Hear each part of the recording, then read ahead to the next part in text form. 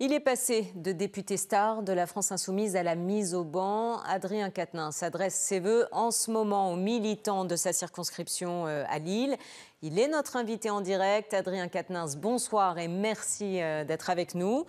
On vous a vu aussi hier auprès des salariés de Val-d'Une et depuis l'affaire de violence conjugale pour laquelle vous avez été condamné à 4 mois de prison avec sursis. C'est la première invitation de notre part que vous acceptez. Pourquoi maintenant ? Écoutez, parce que je pense que du temps est passé. On dit souvent que les hommes et les femmes politiques ne doivent jamais faire aveu de faiblesse. Et moi, je pense que les femmes et les hommes politiques, en réalité, gagneraient à montrer qu'ils sont des hommes et des femmes, tout simplement. Et moi, dans ma vie, comme beaucoup de gens, il m'est arrivé de commettre des erreurs. Et celle-là, notamment, dans un contexte particulier, que tout le monde connaît maintenant, celui d'un divorce.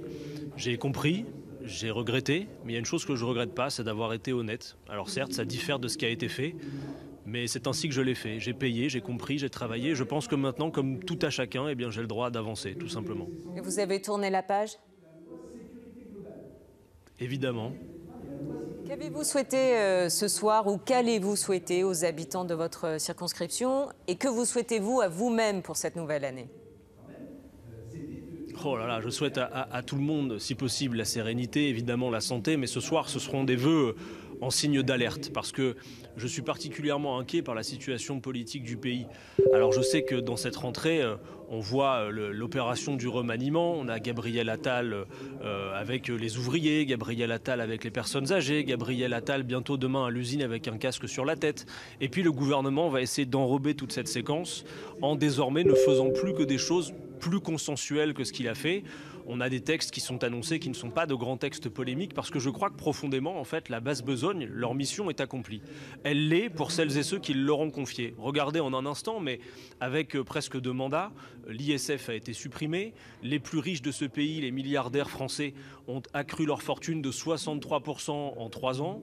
Vous avez une situation de concentration de richesse entre quelques mains. Les Français doivent travailler maintenant 2 années de plus contre leur volonté. Bref, je crois que leur mission est accomplie. Et dans ce temps-là, que voyons-nous ? Nous voyons se constituer une nouvelle majorité à l'Assemblée nationale qui va jusqu'à l'extrême droite désormais, vous l'avez vu. Parmi les enjeux de cette année 2024, il y a aussi les élections européennes pour lesquelles la gauche devrait partir en ordre dispersé. Qui sera la tête de liste de la France Insoumise et comment peut-elle se faire entendre dans ce contexte ? Ça va se décider dans les prochaines semaines, mais vous avez raison, nous ne renonçons pas à l'idée que l'héritage de la campagne de Jean-Luc Mélenchon en 2022 et la NUPES qui est née ensuite, puisse perdurer. Puisqu'on le voit désormais, le grand péril qui est annoncé pour notre pays, sans faire dans l'alerte exagérée, c'est une pente glissante qui est prise, qui mène le pays dans les bras de l'extrême droite. Alors bien sûr, les jeux ne sont pas faits, mais nous devons y résister. Et il n'est pas question, nous autres, les militants politiques, de nous laisser gagner par la résignation. Et je crois que notre salut, le salut de la France, passera par l'accroissement de la participation populaire. Et bien pour ces échéances, c'est ce que nous allons essayer de faire. Et d'ailleurs, c'est déjà le cas, puisque les militantes et militants que vous voyez peut-être derrière moi sur les images sont tous les jours au porte-à-porte dans les secteurs les plus populaires, les plus éloignés de la vie politique, parce que nous croyons que la clé, c'est la participation de toutes et tous, notamment au prochain scrutin. C'est à ce moment-là que vous pouvez régler vos comptes avec celles et ceux qui vous font une vie de misère. Vous voyez, juste, je voudrais rajouter une chose là. On est sous la neige ici dans le Nord.